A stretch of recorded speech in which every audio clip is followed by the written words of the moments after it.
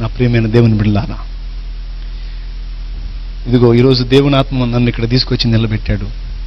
యేసు ప్రభువుని నమ్ముకున్న తర్వాత నా పేరు బాప్తిసం పొందినాక షాలేము రాజు అనేటువంటి పేరు ప్రభువు నాకు ఇచ్చి పిలిచాడు. అంతకు మునుపు నా పేరు వీరయ్య. మా తల్లిదండ్రులు బ్రహ్మంగారి పూజ చాలా మా తాతల నాటి నుంచి కూడా ఆరాధన చేసేవాళ్ళు. ఆ క్రమంలో మేము కూడా అదే పేర్లతో పిలువబడ్డ. మా నాన్న పేరు బ్రహ్మయ్య, నా పేరు బ్రహ్మంగారి బాల్యంలో పెట్టినటువంటి పేరు వీరప్పయ్య అనేది వీరయ్యగా పెట్టారు. అది మా తాత పేరంట. ఆ తరువాత మా బాల్యకాలం చాలా సజావుగా ఆనందంగా సాగింది. చిలకలూరుపేట నరసరావుపేట 20 కిలోమీటర్ల దూరంలో ఉంటుంది. నరసరావుపేటకి ఒక 15 కిలోమీటర్ల దూరంలో ఉన్న చిన్న పల్లెటూరులో మా నాన్న పుట్టి పెరిగాడు. తర్వాత వివాహం అయిన తర్వాత దాదాపు 40 సంవత్సరాల క్రితం ఆ ఊరు నుంచి చిలకలూరుపేటకు వలస వచ్చాడు ఆయన. ఎక్కడికి? చిలకలూరుపేటకి. 40 ఏళ్ల క్రితం. అంటే అప్పుడు మేము ఒట్లా నేషనల్ హైవే, పెద్ద రోడ్డు, జాతీయ రహదారి 5 నంబర్ రోడ్డు. ఆ రోడ్డు ప్రక్కన ఉన్నటువంటి స్థలం గవర్నమెంట్ స్థలంలో చాలా ఆక్రమించి ఆ స్థలంలో 2 ఐటాలు పెట్టి ఇల్లు ఒకటి కట్టి, కట్టడమేమో బిల్డింగ్ ప్లాన్తో పక్క గట్టిగా కట్టి పైన మాత్రం పట్టా రాలేదు కాబట్టి పైన రేకులు వేసాం. గవర్నమెంట్ వాళ్ళు పట్టా ఇచ్చిన తర్వాత స్లాబ్ వేద్దాం అన్నట్టుగా తర్వాత మొత్తం మోడిఫై మార్చుకుందాం అనుకుని ఇల్లు గట్టిగా కట్టుకుని దానిపైన రేకులు వేసాం. అందులో మా జీవితం కొనసాగింది. పాల వ్యాపారం, నెయ్యి వ్యాపారం మాది. చాలామంది కుటుంబం బాగా పచ్చగా ఉంటే చాలామంది అనుకునే మాట ఏమిటంటే వాళ్ళకేమయ్యా వాళ్ళ సంసారం 3 పువ్వులు 6 కాయలు అంటారు. కానీ మా ఫ్యామిలీ ఎట్టుందంటే 33 పువ్వులు 66 కాయల్లాగుంది. వారానికి చాలా వేల రూపాయల డబ్బులు మా నాన్న సంపాదిస్తూ ఉన్నాడు. 4 అక్కాయిల పెళ్లిళ్ళు అయిపోయినాయి. 5 ఆడపిల్లల్లో ఒక అమ్మాయి పుట్టినప్పుడే చనిపోయిన, కొద్ది కాలం ఉండి చనిపోయింది. 4 ఉన్నారు. ఆ 4 పెళ్లిళ్ళు అయిపోయినాయి. ఆఖరిన నేను, నాకు ముందు మా అన్నయ్య. అయితే మేమిద్దరం లైన్లోకి వచ్చిన తర్వాత, మేము లైన్లోకి వచ్చేటప్పుడు 4 అక్కాయిల పెళ్లిళ్ళు అయిపోయినాయి. అయితే ప్రియులారా, పిల్లలు ఎదిగొచ్చిన తర్వాత తల్లిదండ్రులకు అగచాట్లు తప్పుతాయంటారు పెద్దోళ్ళు. ట్రెండ్ మారింది ఇప్పుడు. పిల్లలు ఎదిగినాకనే తల్లిదండ్రులకు అసలు అగచాట్లు స్టార్ట్ అవుతున్నాయి. స్తోత్రం. అవునంటారా కాదంటారా? ఆస్తులు పొలాలు తాకట్టు పెట్టి అబ్బాయిని చదివించడానికి పూనుకొని చదివిస్తారు. తీరా చదువు మొత్తం అయిపోయి ఒక పెద్ద జాబ్ రాబోయేటప్పుడు మనోడు అడ్రస్ దొరకడం. ఎక్కడ కనపడతాడంటే పోలీస్ స్టేషన్లో కనపడతాడు. పక్కన అమ్మాయి ఉంటుంది. ఎవరు? పోలీస్ స్టేషన్లో ఉండి ఫోన్ చేపిస్తాడు తల్లిదండ్రులకి. చూసి అవాక్ అయిపోతారు. ఏమిట్రా నువ్వు చేసిన పని? ఉద్యోగం సంపాదిస్తావు, అప్పులు తీరుస్తావు, ఏదో గట్టెక్కిస్తావు అనుకుంటే ఏంట్రా నువ్వు చేసిన పని అంటే, నాకు అమ్మాయి నచ్చింది, నేను అమ్మాయిని పెళ్లి చేసుకుంటానని. ఆడపిల్లలు కూడా తక్కువ తినలా. వెనకటి దినాల్లో పెద్దోళ్ళు చూసినప్పుడు పెళ్లి చేసుకునేవాళ్ళు. ఇప్పుడు అట్లా కాదు, ఓన్ సెలక్షన్. ఎవరికి వాళ్ళే సెలక్షన్ చేసుకుంటున్నారు. ట్రెండ్ మారిపోయింది, భయంకరంగా తయారైంది పబ్లిక్. స్తోత్రం. మీరు ఎవరన్నట్టున్నారా? తల్లిదండ్రులు ఉసురు తగిలిద్ది, జాగ్రత్త. ఏం తగిలిద్ది పిల్లలారా? తల్లిదండ్రులు ఉసురు తగిలిద్ది. అలా చేయకండి ఎవరు కూడా. తల్లిదండ్రులకు విధేయత చూపుట యేసు మనకు చూపిన మాదిరి. శిలువ మీద వేలాడుతూ కూడా ఏమన్నాడు? అమ్మా ఇదిగో నీ కుమారుడు అనే తల్లి బాధ్యత నెరవేర్చిన మహోన్నతుడు ఆయన. బాధ్యతలు ఎరిగినటువంటి వాడు. నిన్ను సృష్టించాడు గనుక నువ్వు పట్టించుకున్నా పట్టించుకోకపోయినా నిన్ను పోషిస్తానే ఉంటాడు ఆయన. బాధ్యత ఎరిగిన వాడు. అయితే మేము లైన్లోకి వచ్చిన తర్వాత మా తల్లిదండ్రులకు హింస స్టార్ట్ అయింది. మా అన్నయ్య కోరిక తీర్చడానికి పొలం అమ్మిన డబ్బులతో టీవీ కొనుక్కొచ్చారు మా వాళ్ళు. తర్వాత మా వాడు చదువు మానుకున్న తర్వాత మా అన్నయ్యని పిల్లగాడి వదిలిపెడితే చెడిపోతాడని పాల వ్యాపారాన్ని పంపించారు. అప్పటిదాకా జనానికి అప్పులు ఇవ్వటమే కానీ మేము అప్పు చేసిన దాఖలాలు లేవు. మా సహోదరుడు మొదలుపెట్టిన తర్వాత చిన్నగా అప్పు స్టార్ట్ అయింది. మేము అప్పు చేయటం మొదలుపెట్టాం. అంటే లాస్ స్టార్ట్ అయింది. తర్వాత పెద్దోడు లాభం లేదని చెప్పి నన్ను లైన్లో పెట్టారు. చిన్నోడు కొంచెం తెలివైనోడు, చురుకైనోడు, వీడు బాగా చేసుకొస్తాడంటే మనం డబల్ తెచ్చాం. దేవునికి స్తోత్రం కలుగును గాక. ఏమిటి? అప్పు. 2 అంతల ఆశీర్వాదం అన్నట్టు 2 అంతలు తీసుకొచ్చాం. అంత మాత్రమే కాకుండా మాకు పాడి బర్రెలు ఉన్నాయి, చాలా బర్రెలు. అయితే ఒక్కరోజే మొత్తం పోయినాయండి. సినిమా కష్టాలు అంటారే లోకంలో, బైబిల్లోనే ఏబు కష్టాలు. ఎవరన్నా బాధపడుతుంటే దగ్గర చేరి ఏ బడ్డట్టు పడుతున్నావమ్మా అంటారు కదా. అట్లానే ఒక్కొక్కటి అన్నీ పోతా ఉంటే మా కుటుంబీకులకు ఒక డౌట్ వచ్చింది. ఏమిటా డౌట్ అంటే, పచ్చగా పాల పొంగులాగా వచ్చే మన సంసారం ఎందుకిట్ట ఇదైపోయింది అని చెప్పని మా వాళ్ళు ఏం మొదలు పెట్టారంటే, మనకెవరో మనం పచ్చగా ఉంటే చూసి ఓర్వలేక మనకెవరో ఏం చేశారు, ఆహా ముందుగానే మన వాళ్ళు అందుకున్నారు, దేవుని స్తోత్రం, చేశారు అనేటువంటి డౌట్తో ఆ చేతబడి తిప్పేసేటువంటి మాంత్రికుల కోసం తిరగని ప్లేస్ లేదు. ఫలానా చోట మంచి మాంత్రికుడు ఉన్నాడంటే ఎంత ఖర్చు అయినా సరే, అసలుకే అప్పులు అయి ఉన్నాయి, అప్పులు అప్పు అనుకోవటం పోవటం, పోయినోడల్లా ఊరికి ఎందుకు వదిలిపెడతాడు, మెళ్ళ ఒకటి, చేతికి ఒకటి, మొలతరాడుకోటి, కాలుకోటి, మొత్తం 4 తగిలించి పంపించేవాళ్ళు. స్తోత్రం అమ్మ, బాగా వినండి అమ్మా. దేవుడిని నమ్ముకున్న వాళ్ళు కూడా చాలా మందికి చేదస్తా ఉంది, బాగా వినండి తల్లులారా. అలాగూ నేను 3 సందర్భాల్లో మీకు సాదాసీదాది కాదు గట్టిగా చేశారు కాబట్టి మీకు ఫలానా ప్లేస్లో మీకు వ్యవహారం చేయాలని చెప్పని ముమ్మారు తీసుకెళ్ళి, ఆ పొలిమేర అంటారు చూడండి, ఊరికి ఆ ఊరికి మధ్యలో ఉంటాయే, అలాంటి దగ్గర తీసుకెళ్ళి ముగ్గు గిగ్గు వేసి భయంకరమైన పనులన్నీ చేసి 3 సార్లు చేశారు. 3 సార్లు చేసినా లేదు, 30 సార్లు చేసినా లేదు, మా బ్రతుకు మారలేదు. కారణం ఏంటో అర్థం కావట్లా. ఇక మా పరిస్థితి వస్తే 4 ఆడపిల్లలు పెళ్లిళ్ళు అయిపోయినాయి, వెళ్ళిపోయారు కదా, ఇంకా ఉన్నది ఎవరు? 4 మేమే, మా అమ్మ, మా నాన్న, నేను, మా 4 అక్క వాళ్ళదాన్ని అక్క వాళ్ళు వెళ్ళిపోయారు. ఉన్న మేము 4 అయితే 4 ఆటం బాంబులే. కలిసి అన్నం తిందామని చెప్పని అన్నం పెట్టుకుంటాము, అన్నం పూర్తి కాకముందు అక్కడి నుంచి కొట్టుకొని లెగుస్తాం. జరిగేది ఏంటో అర్థం కాదు. ఒక అరగంట అయిన తర్వాత మళ్ళీ మొత్తం ఒక దగ్గర చేరి అసలు ఏం జరుగుతుంది మనకి అని తెగ బాధపడేవాళ్ళం, ఏడ్చుకునేవాళ్ళం. తర్వాత మాంత్రికుల చుట్టూ తిరిగి తిరిగి తిరిగి విసిగి వేసారిన తర్వాత ఇక మాంత్రికులు కాదు అని చెప్పని నిర్ణయానికి వచ్చినప్పుడు అగచాట్లను బట్టి ఇళ్ల పక్క వాళ్ళు భలే ఇస్తారు సలహా. ఏం చర్చి అమ్మా, ఏం పాస్టర్ అమ్మా, ప్రార్థన పోతాను, ఏం తగ్గింది ఏంది, ఒక్కసారి రా, ఆయన ఏందో ఊరకు మొహం చూసి చెబుతాడంట, ఆయన కనపడేట్టు పోతావా ఏంది, గుట్టుకు పోతాం రా, ఎందుకు చేస్తామంట, అవునా కదా, గుట్టుగా పోయొద్దామయ్యారా, జాగ్రత్త. అయిపోయింది ఆ సెక్షన్. ఇళ్ల పక్కన వాళ్ళు చేరి ఇంకొక ఐడియా ఇచ్చారు మాకు, మీరేందో చేతబడి పోతబడి అని తిరుగుతారు, అది కాదు, అసలు మీకు వాస్తు దోషం ఉందన్నారు. ఏం దోషం? అప్పుడు ఇక మా పైత్యం అటు మారి ఇటు పడ్డది. ఇక మేము ఉన్న ఇంటికి వెళ్ళి చూసుకోవడం మొదలు పెట్టాం. ఫలానా చోట మంచి సిద్ధాంతం ఉన్నాడంటే ఎంత ఖర్చు అయినా సరే పోయేది, తీసుకొచ్చేది. ఆయన గారికి అవసరమైతే కారు అయినా పెట్టుకొని తీసుకొచ్చేది. మా పని అయిపోయిందని జనానికి తెలియదు, అడిగిన చోటల్లో అప్పిస్తున్నారు. తీసుకొచ్చి సిద్ధాంతాలు తీసుకొస్తే ఇప్పుడు ఇక్కడ కూడా ఉన్నటువంటి వాళ్ళ కొంతమందికి ఆ వాస్తు విషయంలో ఆలోచన ఉంది. అవసరం లేదండి, మనకి అది నమ్మాల్సిన అవసరము లేదు, తర్వాత నేను తెలుసుకున్నానులే. అయితే అప్పటికి మాత్రం వాస్తు దోషం వల్లనే ఇలాంటి దుష్ఫలితాలు వస్తున్నాయని ఆలోచించి సిద్ధాంతం తీసుకొస్తే వచ్చినోడు వరకు ఎందుకు పోతాడు, ఆ కిటికీ ఆడ ఎందుకు పెట్టారు అనేవాడు. ఉండకూడదు అంటే అర్జెంటుగా తీసి అది మూసేసేయండి, ఇటు పక్క పగలగొట్టి ఇటు పక్క పెట్టండి అని. ఇంకేం అటు అటు అటు పగలగొట్టి అది ఓడబీకి అది ప్యాక్ చేసి ఇటు పగలగొట్టి ఇటు పెట్టి. మేము అనుకునేది మరి ఇలాంటి తేడాలు ఇంట్లో పెట్టుకొని బాగుండమంటే ఎట్లా బాగుంటుంది అయ్యా, ఇంకా బాగుంటుందంటే చూసుకోండి, ఇంకా తిరిగి ఉండదు. ఆయన ఫీజు ఆయన తీసుకొని పోయేవాడు, మాది మాత్రం ఎప్పటి కాలు ఇట్టిట్టే. దేవునికి స్తోత్రం కలిగిన గాక. ఒకే ఇంటికి 10 మంది సిద్ధాంతులు మీరు తీసుకొని రండి బాబు, 10 రకాలుగా బగల కొట్టించకపోతే నా పేరు తిప్పి పెడతాం మళ్ళీ. ఎందుకంటే అట బగల కొట్టించాం మా ఇల్లు, ఆ షేప్ మొత్తం మార్చాం, ఆ ఇంటి షేప్. చిన్న గొడవ వస్తే చాలు మా ఇంట్లో టే పట్టుకొని అటు పక్క బట్టి. ఈశాన్యం కరెక్ట్గానే ఉంది, వాయువ్యం కరెక్ట్గానే ఉంది, ఆగ్నేయం కరెక్ట్గానే ఉంది, నైరుతి కరెక్ట్గానే ఉంది. మనకి దరిద్రం.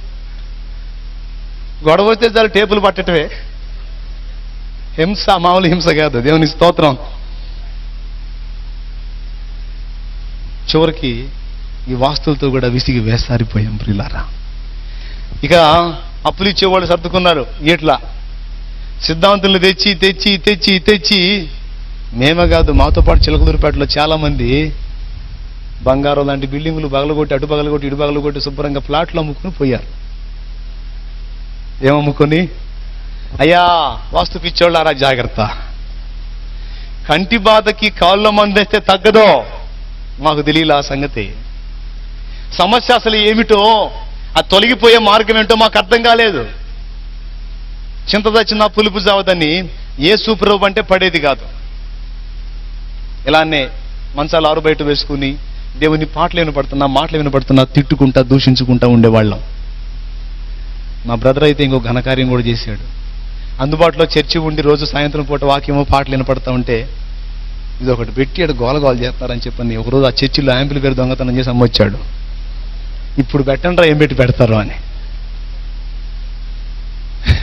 దేవుని స్తోత్రం. ఇప్పుడు మా అన్నయ్య చేసే పని అదే, చర్చిలో యాంప్లిఫైర్లు సెట్టింగే. చప్పడు కూడా దేవుని భయంపరచండి, రోషం కలిగిన దేవుడు. ఏదైతే కొట్టేశాడో దాని సెక్షన్ ఇప్పుడు ఆయన. నా ప్రియమైన దేవుని బిడ్డలారా, సిద్ధాంతుల చుట్టూ తిరిగి తిరిగి అయిపోయింది, విసిగి వేసారి. ఇక వాళ్ళకి ఇవ్వటానికి డబ్బులు లేక, వాళ్ళని తెప్పించడానికి డబ్బులు లేక ఆ వాస్తు శాస్త్రం పుస్తకం తెచ్చి నేను చదివి నేను కూడా ప్రయోగాలు మొదలుపెట్టా. నేను చదివి చెప్పటం, వాళ్ళది షేపులు మార్చటం. పాపం ఎన్ని తిప్పలు పడినా లేదు జవాబు, అయిపోయింది. ఇక మూడో రౌండ్ ఏం చేశామని తెలుసా? ఈ వేదనలు ఎట్లుంటే మా నాన్న మరో కబురు తీసుకొచ్చాడు. ఫలానా చోట మంచి పనోడు ఉన్నాడంట, మాంత్రికుడు, తర్వాత సిద్ధాంతి కూడా, మనకి ఏ తేడా ఉన్నా చెప్తాడంట, కాక కొద్దిగా ఫీజు ఎక్కువ అంట. పోతే పోయింది అయ్యా, బాధలు పోవాలి కానీ ఎంత డబ్బులు అయితే ఏవి అని చెప్పి మళ్ళీ ఒక చోట అప్పు చేసి పోయి ఆయన దగ్గరికి పోయి అయ్యగారిని కలవటానికి రోజు పూట పట్టింది మాకు. పిచ్చి జనం చాలా మంది ఉన్నారు అక్కడ. మొత్తానికి ఆయన కలుసుకుని మేము నలుగురు ఆయన ముందు నిలబడితే ఆయన మమ్మల్ని చూసి అసలు ఎట్ట తట్టుకుంటున్నారు మీరు అన్నాడు. ఆ మాట అన్నాడో లేదో ఇక మా మదర్ ఆయన కాళ్ళ మీద పడింది. అయ్యా నువ్వే కాపాడాలి ఆయన అని. ఆయన అంటూ నా దగ్గరికి వచ్చారుగా, తిప్పేస్తా అన్నాడు. ఏంటిది తిప్పేస్తా, ఇంకొండదు అన్నాడు. అప్పుడు ఈ దెబ్బతో మన స్టారు మారిద్ది కాబోలు, ఎక్కడెక్కడ సొమ్మంతా మా ఇంటికి వచ్చేది కాబోలని మేము అనుకున్నాం. వింటున్నారా? సరే మీకు చేశారులే కానీ వాళ్ళ పేరు చెప్పను, చెబితే మీరు కొట్టుకొని చేస్తారు, చెప్పనులే కానీ మీకు మొత్తానికి నేను చేస్తానని కొంత డబ్బు తీసుకుని అందరికీ తలా ఒకటి తగిలిచ్చాడు ఆయన కూడా. తర్వాత మీ ఇంట్లో కూడా నేను వచ్చి సరి చేయాల్సింది కొన్ని ఉన్నాయి, ఒకరోజు నన్ను తీసుకెళ్ళండి వచ్చి సరి చేస్తాను అన్నాడు. ఆయన అన్న మాట ప్రకారం ఒకరోజు తీసుకెళ్ళాం. ఇంట్లో ఏదో మూల వ్యవహారం చేశాడు, అది చేశాడు ఇది చేశాడు, ఆయన దారిని ఆయన పోయాడు. ఇక మీకు బాగుంటుంది చూసుకోండి అన్నాడు. ఎక్కువ డబ్బులు వదిలి కదూ, 4 రోజులు ఓపిక పెట్టాం, బాగానే ఉంది అనుకుంటా. తర్వాత మళ్ళీ మొదటికి వచ్చింది వ్యవహారం. మళ్ళీ పోయాం ఆయన దగ్గరికి. అయ్యా తిరిగి తిరిగి విసుగుపుట్టి ఆఖరిగా నీ దగ్గరికి వస్తే మా బ్రతుకు ఏమాత్రం మారలేదు, ఏమిటి మా పరిస్థితి చెప్పని దుఃఖపడితే ఆయన అంటాడు, అప్పుడు వినండి, మీకేం మార్పు రాలేదా అన్నాడు. ఏం మార్పు వచ్చింది? ఏం లేదండి, అదే పరిస్థితి మాదంటే. మీకు ఈ రెండు కాదు, ఈ రెండు స్టడీ చేశాను కానీ మీకు గ్రహదోషం ఉంది అన్నాడు. ఏమిటి గ్రహదోషం ఉంది? ఏ గ్రహం రివర్స్లో ఉంది అర్థం కావట్లేదు, కాబట్టి నవగ్రహ యంత్రం ఇస్తాను 41 రోజు, 7 రకాల దారాలతో ఒత్తి చేసి 5 రకాల నూనెలు కలిపిపోసి అఖండ జ్యోతిలాగా ఆరకుండా వెలిగించండి, మీ ఇంట్లో ఉన్న దరిద్రం మొత్తం పోయి మీరు బాగుపడతారు అన్నాడు. అర్థమైందా? ఎన్ని రకాల దారాలు, ఎన్ని రకాల నూనెలో వేసి చేసేసేయండి, మీకు తిరుగు ఉండదు అన్నాడు. ఈ దెబ్బతో మాకు బాగుపడతామేమో అని చెప్పని ఈ ఎగసాట్లోనే మాకు పెళ్ళిళ్ళు పిల్లలు కూడా. అయితే ఎవరు పూజ చేయాలి ఇప్పుడు? మా కుటుంబం అంతా కూడా. నేను మహాభక్తుణ్ణి, గణేష్ బీడీలు దాగినోడు ఆ బీడీలు దాగి కాగితం పడేస్తే ఆ కాగితాన్ని ఎవరన్నా తొక్కుతారేమో, స్వామిని ఎవరన్నా తొక్కుతారేమో తీసుకెళ్ళి చెట్లల్లో పెట్టి వచ్చేవాడిని నేను. ఆ రేంజ్ పిచ్చి నాది. అర్థమైందా? ఎక్కడన్నా నా కంటికి కనపడదంటే ఏదన్నా బొమ్మ, దాన్ని తీసుకెళ్ళి దాచిపెట్టొస్తాను ఎవరు తొక్కకుండా. నాకు తెలియదు అందులో జీవము లేనిదని. అయితే ప్రియులారా, ఎవరు చేస్తారు ఈ పూజ అంటే మన చిన్నోడే అని చెప్పిన అందరూ కలిసి నాణ్యతనే వేశారు. రోజుకు 3 సార్లు స్నానం చేయాలి, చాలా నిష్ఠతో నియమంతో చేయాలి. సరే కుటుంబం బాగుపడిద్ది, ఏ తిప్పలైనా పడదాం అని చెప్పి నేను పూనుకున్నాను ఆ పూజ చేయటానికి. ఆయన ఆవాలు ఇచ్చాడు ఇంటి చుట్టూ జలమని. పూజ చేసి ధూపం ఇంటి నిండా కొట్టేవాడిని. ఇక మా పిచ్చి ఏ రేంజ్కి ముదిరిందంటే, మా ఇంటికి ఎవరన్నా వచ్చి వెళ్ళేటప్పుడు వెనక్కి చూశారంటే అదిరిపోతారు. ఎందుకంటే వాళ్ళు కూర్చున్న స్థలంలో కొన్ని జల్లుతుంటాం మేము. అదురుపోయి ఆ ఇంటికి పోతే ఏందో, నేను కూర్చొని లేచి వచ్చిన కాడ జల్లుతున్నారు, కొంప తీసి మాకు చేస్తున్నారేమని వాళ్ళ భయం. జనం కూడా సర్దుకున్నారు ఎవరు రాకుండా. వీళ్ళరా అంత హింసపడ్డాం. చివరికి 41 రోజు నేను పూజ ఫుల్గా, రోజు ధూపం ఫుల్గా ఇంటి నిండా కొట్టి బయటకు వచ్చేవాడిని. ఆవాలు తీసుకొని ఇంటి చుట్టూ జల్లి, మా ఇంటి పక్కన మా చిన్నమోళ్ళ ఇల్లు ఉంది, ఆ ఇంటి మీద కూడా కాసిన జల్లేవాడిని. నా ఫీలింగ్ ఏంటంటే, వాళ్ళ కొంపలో దరిద్రం ఏమన్నా మా ఇంట్లోకి వస్తుందని నా ఫీలింగ్. ఎందుకంటే మేము బాగా లైన్లో ఉన్నప్పుడే వాళ్ళు దరిద్రంగా ఉన్నారు, మేము డౌన్ అయ్యేటప్పటికి వాళ్ళు బాగా లైన్లోకి వస్తూ ఉన్నారు, బాగా పైసా సంపాదిస్తా. అందుకని వీళ్ళ దరిద్రం ఏమన్నా మాకు వచ్చిందా అని కాసిన వాళ్ళ ఇంటి మీద కూడా జల్లేవాడిని. ఎటకేళ్లకు చెట్ట చివరికి తొట్ట తొదకు 41 రోజు అయిపోయిన తర్వాత ఇక నైట్ కూర్చొని మీటింగ్ వేసుకుంటున్నారు మా వాళ్ళు. మేము మా అమ్మ అంటది, కొంచెం మార్పు వచ్చింది కదూ, పిల్లలు లైన్లో ఉన్నారు, కొంచెం మనకి అంటే మరి నేను చెప్పలేను మనగాడని లెక్క చేస్తారా మీరు నా మాట? ఆయన మనగాడు, లేకపోతే అంతమంది జనం ఎందుకు పోతారు? నిజంగానే గట్టి పనుడే. అంటే మేము కూడా అమాయకులాగా ఫేస్ పెట్టి, నిజంగా మేము మారాం కాబోలు, ఇక మాకు బాగుంటుంది కాబోలని మేము అనుకున్నాం. ఆ రాత్రి ఆనందంగా తిని హాయిగా విశ్రాంతి తీసుకున్నాం. ఒక ఘట్టంలో ఓ తెల్లవారుజామున మా ఇంటి వెనక గోడకి సౌండ్ వస్తుంది, టక్ టక్ టక్ మని. ఎన్ని సౌండ్ వస్తుందని చెప్పని ఆ తెల్లవారుజామున లేచి బయటికి పోయి చూస్తే, అది ఒక్లేమంటారు కదండి, క్రేను బకెట్ ఎత్తి పట్టుంది పైకి. ఏంది బాబు అంటే, ఈ ఇల్లు రోడ్లోకి వచ్చింది, రోడ్డు పెంచుతున్నాం, మీరు పీకి కుప్ప పెట్టుకుంటారా, మమ్మల్ని కుప్ప పెట్టమంటారా అన్న. కొంపలో దరిద్రం పోయిద్ది, కొంపలో దరిద్రం పోయిద్ది అని చెప్పని నవగ్రహ పూజ చేస్తే అసలు కొంపే పోతుందిలే పేడ వదిలి. ఇంకా చేతబళ్ళు లేవు, వాస్తులు లేవు, గ్రహాలు లేవు, అస్తులు లేవులే. ఇక బాండని చెప్పింది రేకులేకి మొత్తం ఓడ తీసుకొని కుప్ప పెట్టుకున్నాం అక్కడ. మా చిన్నమ్మ తిట్టడం మొదలుపెట్టింది, మా ఇంటి మీద ఆవాలు జల్లి జల్లి మా ఇల్లు కూడా బీకిస్తున్నాడు ఈ దుర్మార్గుడని. ప్రియమైన దేవుని బిడ్డలారా, మీరు నవ్వుతున్నారు కానీ ఆ తర్వాత మా బ్రతుకు దుర్భరంగా మారిందండి. నిలవరమైన నివాసం లేదు, ఇంటికి అద్దెగట్టుకోలేని దౌర్భాగ్య స్థితికి దిగజారాం. ఇల్లు కూడా పోయింది అన్న సంగతి తెలిసిన తర్వాత అప్పులోళ్ళు అందరూ ముక్కుమ్మడిగా దాడి చేశారు. ఒకళ్ళు వచ్చి టీవీ తీసుకొని పోయారు, ఒకళ్ళు వచ్చి బూతులాడు, రకరకాల మాటలు మాట్లాడు తృణీకరించి ఎన్ని రకాలుగానో వేధిస్తే చిలకలూరుపేటలో మనుగడ కష్టమై నరసరావుపేటకు వెళ్ళి అక్కడ బ్రతుకు తెరువు ప్రారంభించాం. దినమంతా అందరం కష్టపడి డబ్బు సంపాదించిన చేసిన అప్పులకు వడ్డీలకు చాలని పరిస్థితి వచ్చింది. చాలా ఘోరంగా మారిపోయింది. మా పసిబిడ్డలకు పట్టెడన్నం తృప్తిగా పెట్టలేని దౌర్భాగ్య స్థితికి దిగజారాం. అవునండి, అంత మాత్రమే కాదు, పసిపిల్లలకు ఏదన్నా తినిపిద్దామని 10 రూపాయలు కొనుక్కొద్దామన్నా కూడా వడ్డీ వాళ్ళు ఎక్కడ అల్లరి చేస్తారో. అప్పులు ఎంతమందికి ఉన్న వీళ్ళు చేతులు ఎత్తండి, అప్పులు ఉన్న వాళ్ళందరూ చేతులు ఎత్తండి, చెప్తా. ఉన్నాయా? మీ అప్పులన్నిటినీ నా ప్రభు యేసు నామమున తొలగించును గాక. ఎందుకంటే వ్యాధుల కంటే కూడా ప్రమాదకరం అప్పండి. అవును, వ్యాధిగ్రస్తుడన్నా కాసేపు కాతే కాసేపు అయినా కనీసం ఆ టాబ్లెట్ వేసుకున్నప్పుడన్నా ప్రశాంతంగా నిద్రపోతాడేమో కానీ అప్పులు ఉన్నోడికి మనశ్శాంతి ఉండదు. తిన్నది వంట పట్టదు, ఎక్కడ అవమానపరుస్తారు, ఎక్కడ అల్లరి పాలవుతాను, అభాస్ పాలవుతానని అల్లాడిపోతుంటారు. మీలో ఎంతమందికి ఉందో లేదు తెలియదు కానీ మేము పడ్డాం. అప్పటిదాకా పూసుకొని రాసుకొని నీ బంధువుని నీ చుట్టానని తిరిగిన వాళ్ళు వరస తప్పేటప్పటికీ ఎవరు రాలేదండి, ఎవరు రాలేదు. వీళ్ళకి కనబడితే ఎక్కడ డబ్బులు అడుగుతారు అని చెప్పని మొఖం చాటేసి తిరగటం మొదలుపెట్టారు. ఈ బాధలో మేము ఉండి అప్పుల చేత ఒక పక్క సతమతం అవుతుంటే పిడుగు లాంటి వార్త మరొకటి. 2002వ సంవత్సరం జనవరి 14వ తారీఖున మా 4 అక్కయ్యల్లో 4వ అక్కయ్య 3 చిన్న చిన్న బిడ్డలు ఆమెకి జనవరి 14వ తారీఖు సంక్రాంతి పండుగ రోజు నిండు ముత్తైదులుగా అలంకరించుకొని అమ్మవారికి పూజ చేసి అలాంటి స్నానం చేసి చక్కగా మంచి బట్టలు కట్టుకొని పిల్లలకు కూడా మంచి బట్టలు కట్టి పిండి వంటలు చేసి వాళ్ళకి తినిపించి మధ్యాహ్నం పూట మరి టీవీలో అప్పుడు ఆమె ఆరాధించేటువంటి ఆ విగ్రహాలు నాటికి వస్తుంటే చూస్తా బట్టలు పిండుకుంటా ఉంది. సంక్రాంతి అప్పుడు అక్కడ గాలిపటాలు ఎగరేస్తారు హైదరాబాద్లో. ఆ గాలిపటాలు పిల్లలు ఎగరేస్తా 2వ స్టేర్లో వాళ్ళు అద్దెకుంటున్నారు. అక్కడుండి గాలిపటాలు ఎగరేస్తూ ఉంటే వాళ్ళ ఇంటి ఎదురు పెద్ద చెట్టు 2 స్టేర్లకు వచ్చి ఉంది, పెద్ద చెట్టు. ఆ చెట్టులో తగులుకుంది గాలిపటం.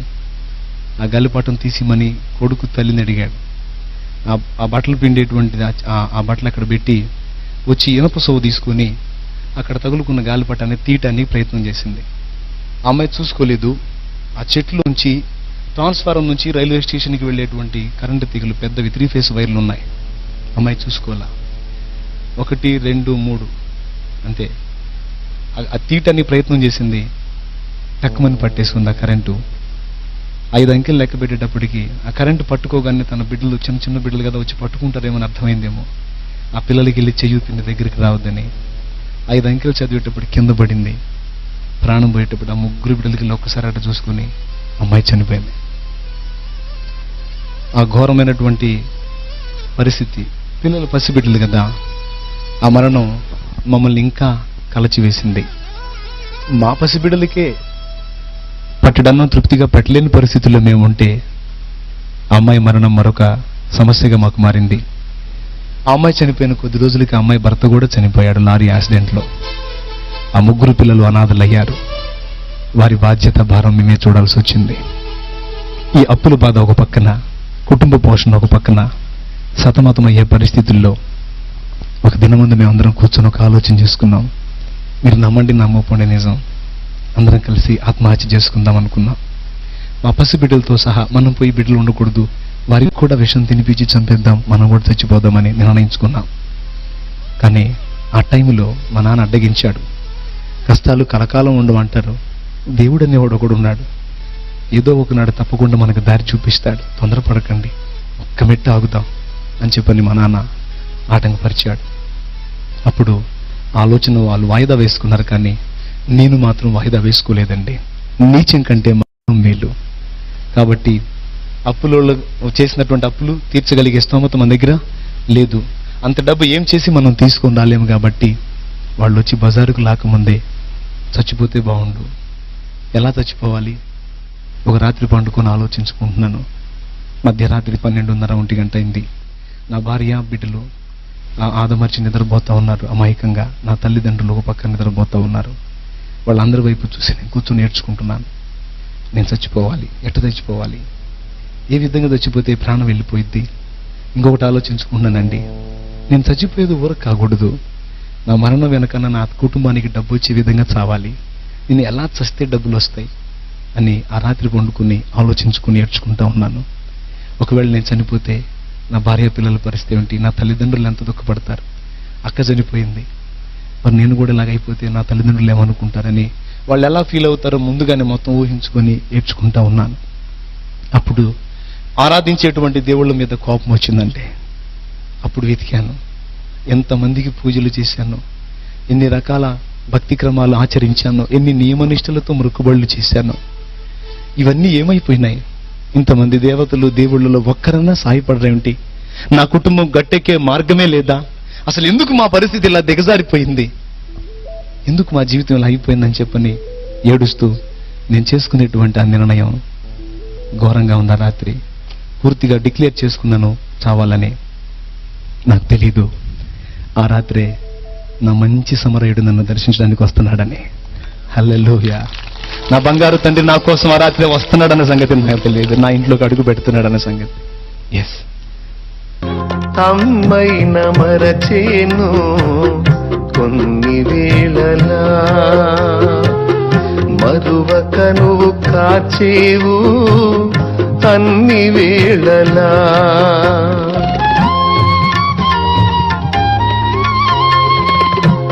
అమ్మైన మరచేను కొన్ని వేళలా, మరువక నువ్వు కాచేవు అన్ని వేళలా. నా మంచి స్నేహితుడా మరువలేను నీ ప్రేమ, నా మంచి స్నేహితుడా మరువలేను నీ ప్రేమ.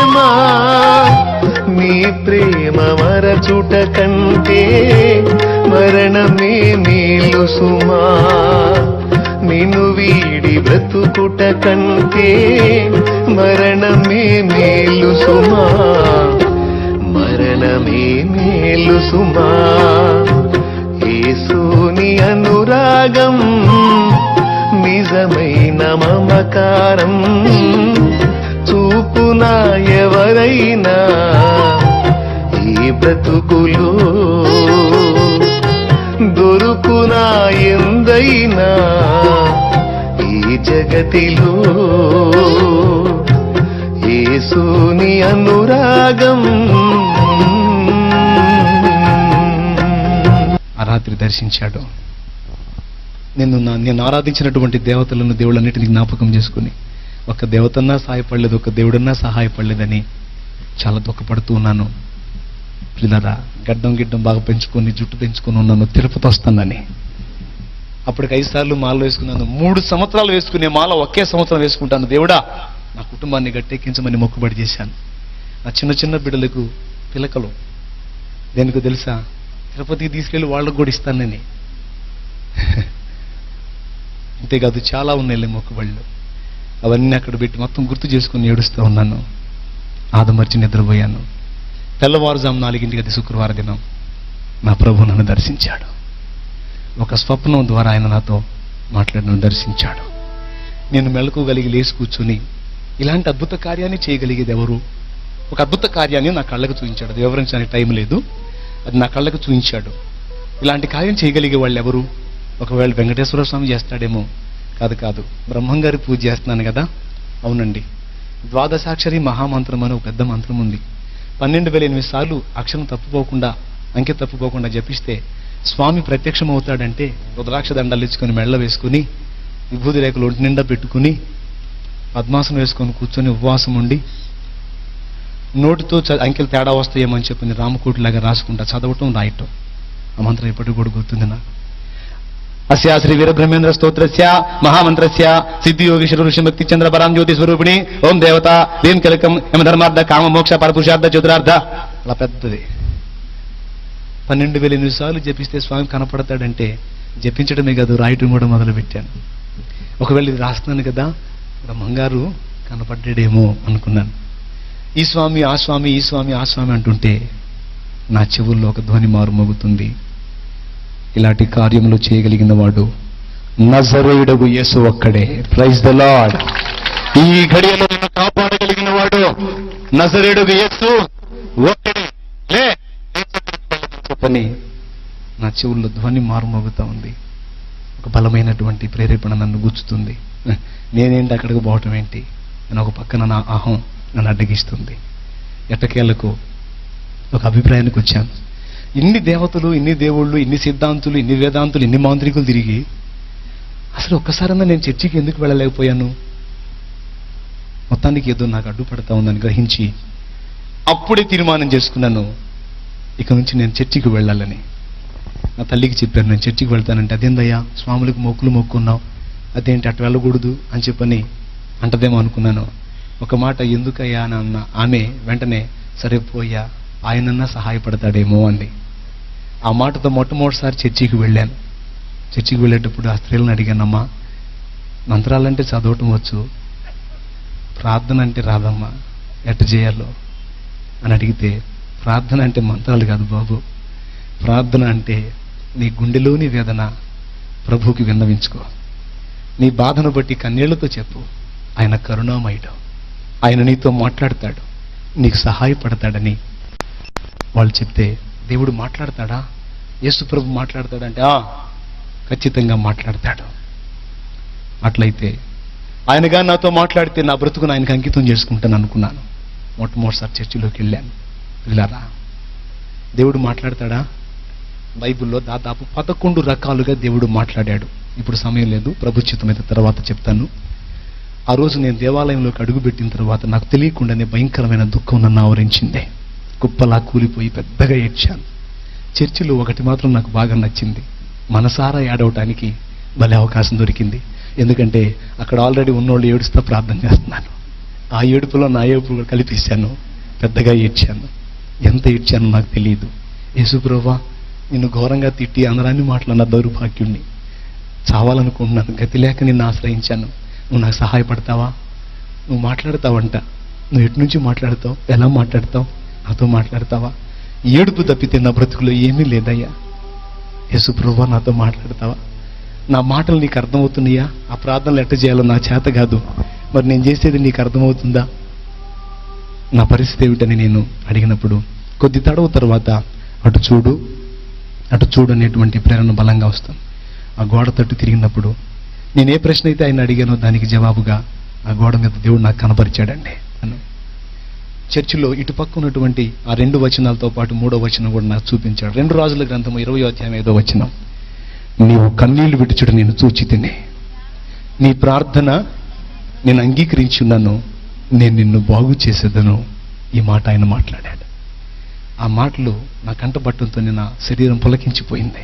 మరొకసారి ఇచ్చాను. ఫస్ట్ టైం బైబిల్ పట్టుకొని ఓపెన్ చేశాను, ఈ మాట ఎక్కడుందో చూద్దామని. అప్పటి నుంచి ఇక బైబిల్ చదవటం మొదలుపెట్టాను. నాతో మాట్లాడిన తర్వాత బైబిల్ చదవటం మొదలుపెట్టాను. ఒక్కొక్క వచనం నా చెంప పగలగొట్టినట్టు అనిపించింది. వ్యభిచారం చేస్తే కాదురా, ఆ చూపు చూసి నా పాపమే. 2 రూపాయలు ఇచ్చి డబ్బా కొట్టడం కాదు, 2 లక్షలు ఇచ్చి నా కుడి చేతితో ఇచ్చేది ఎడమ చేతికి.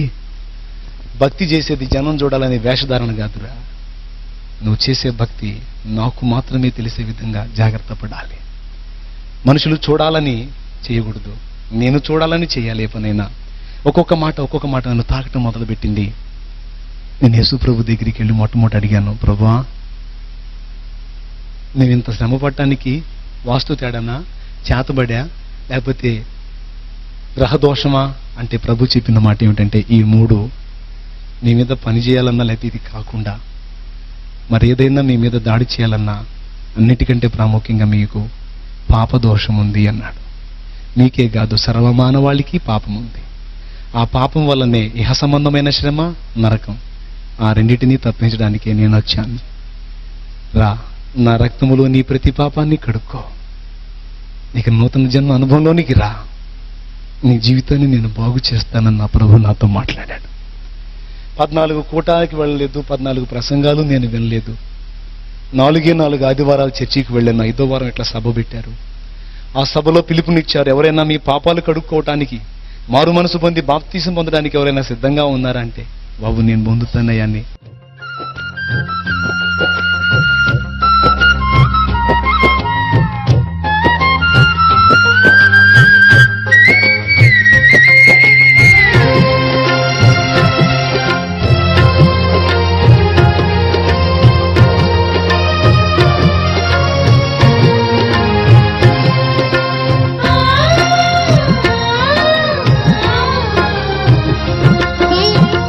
అన్యజనులలో నీ వార్తను నా బ్రతుకు ద్వారా ప్రకటింతును.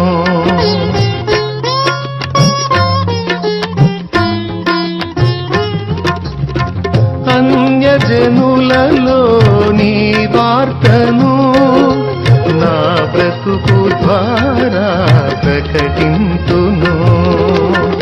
మాటలు కాక క్రియలతో నేను, మాటలు కాక క్రియలతో నేను నాలో నిన్ను కనపరతును, నాలో నిన్ను కనపరతును. నా ప్రాణం నీవయ్యా, నీ కొరకే నేనయ్యా, నా సర్వం నీవయ్యా, నా ప్రియుడా యేసయ్యా, నా ప్రాణాత్మ శరీరము యేసునికే అంకితం. నా ప్రాణాత్మ శరీరము యేసునికే అంకితం. అంకితం నీకంకితం, నేటి నుండి నా జీవితం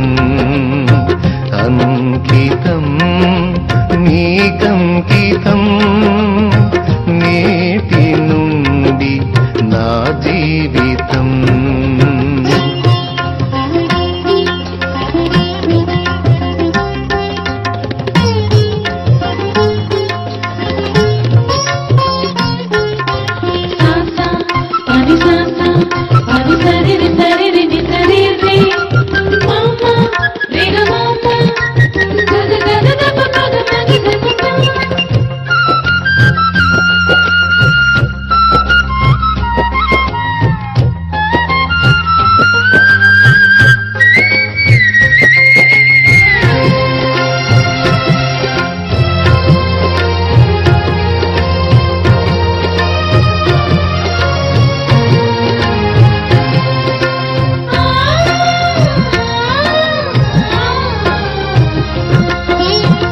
చివరి శ్వాస విడిచేంత వరకు నాదు సాక్ష్యము కాపాడుము.